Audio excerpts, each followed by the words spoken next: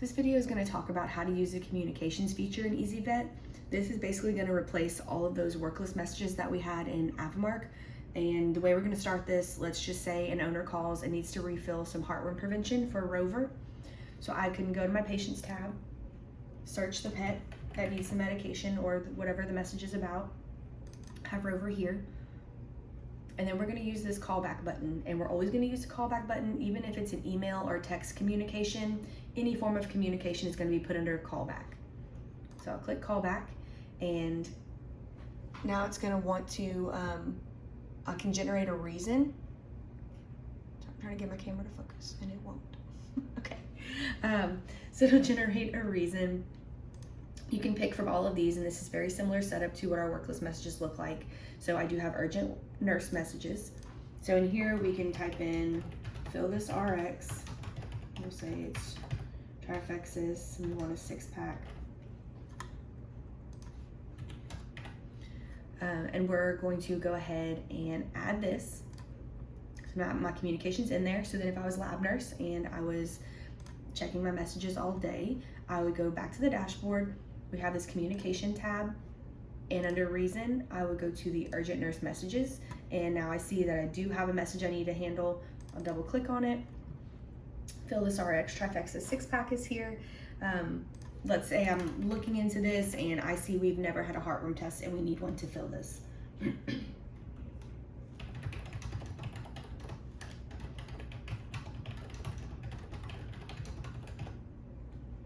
Oh, and we do not have time and date stamps here, so I do recommend that we do put our initials after any of these communications. There is a way to look at it to see who has created certain messages, but I think it's just handy for us to just put our initials in there, so kind of get used to doing that. Okay, so I'm answering this customer care request with the response that we're unable to fill because we need a heartworm test. And anytime you open a message, it's always going to default to done. But if I would click update right now, that would disappear and go straight to the patient record without ever being answered. So I'm going to go ahead and click pending instead of done. And we're going to change this reason to our customer care messages. So change that there and we'll update it. And then let's say I was CCS and I was going through my task list to check our worklist messages or any messages. Click here, and now I can see we do have one in here. I can track the origin of this message, what the answer was, and let's say I'm able to call the owner and schedule a heartworm test. And you can see up here it defaulted to done, but since I am actually done with this, it's fine to go ahead and click update. So now I've updated that, all the communications are in, and then if I go to Rover, I can go to his communications tab. Takes me a minute to find it sometimes. Here it is. Okay, communication tab, and I can see right here. So let's say we had to leave a message on somebody's machine, but we did in fact leave that voicemail, and we do want to assign it as done. Someone calls and said, hey, I had a missed call. You can go to this pet, look at their communication section, double click it, and we can reiterate everything that was said through this message, and then we can just hit update and it's back in there. There is a way in the communications tab, like if we're gonna make a new callback,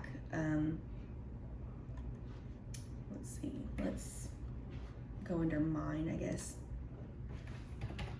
Okay, so let's pretend I bought something for Toad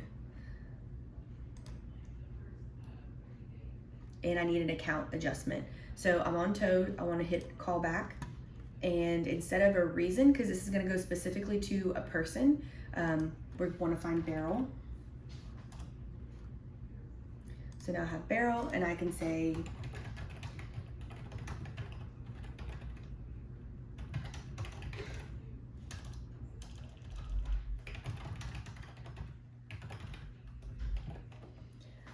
so please adjust account, let me know when it's ready to pay.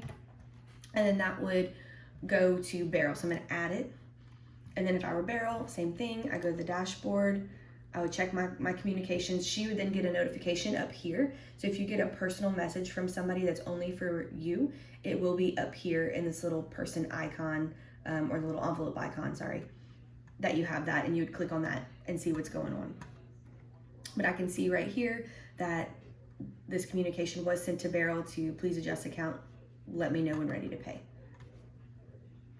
I do want everyone to be very careful when they're creating a communication, that we're actually going to the correct reason and not just a person, because I would hate for somebody to be lab nurse on Monday and they call and leave a message, and when the owner calls back and says, oh, hey, I got a message from Kayla, I need to answer her back about this question that she had, and then we send it to Kayla as a person instead of to the urgent nurse messages, Kayla could be off for the next couple of days to where she's not going to get to check that message and get back to that client in a timely manner. So always be aware of the reason being more of the job and then the user being for a specific person.